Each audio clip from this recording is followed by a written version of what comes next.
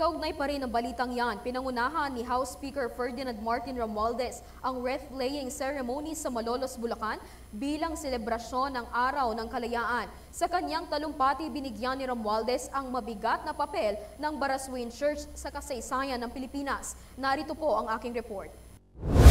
Dinaluhan ni House Speaker Ferdinand Martin Romualdez ang ika-126 na anibersaryo ng Araw ng Kalayaan ng Pilipinas sa Malolos, Bulacan. Ginanap ang selebrasyon ng Araw ng Kalayaan sa makasaysayang simbahan ng Baraswain Church.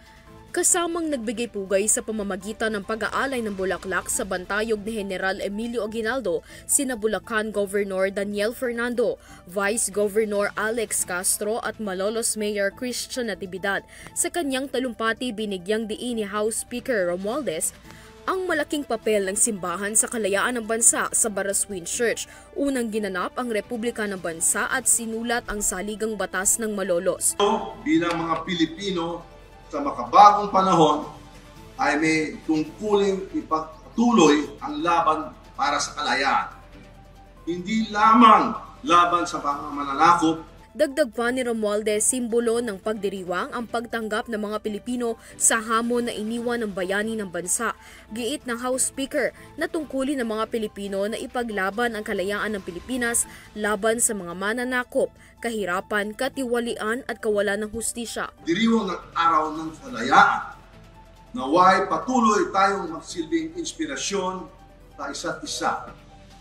Sama-sama nating itaguyod ang isang bansang tunay na malaya, makatarungan at maunlad. Mabuhay!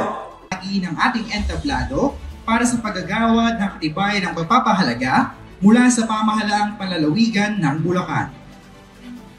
Ang pamahalaang panlalawigan ng Bulacan ay taus-pusong iginagawad ang katibayan ng pagpapahalaga kay iginagalang Ferdinand Martin G. Romualdez. Samantala sa mensahe ni Governor Fernando, ito ang panahon upang alalahanin ang mga sakripisyo ng bayani na naging simbolo ng pagbubuklod ng mga Pilipino.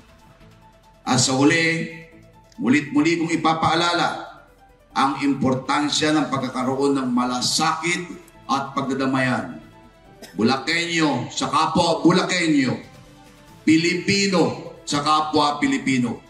Ang pagmamahal sa ating lalawigan at bansa ay hindi limitado. Para sa Euro TV News, Criza Lopez, sumasaludo sa bawat Pilipino.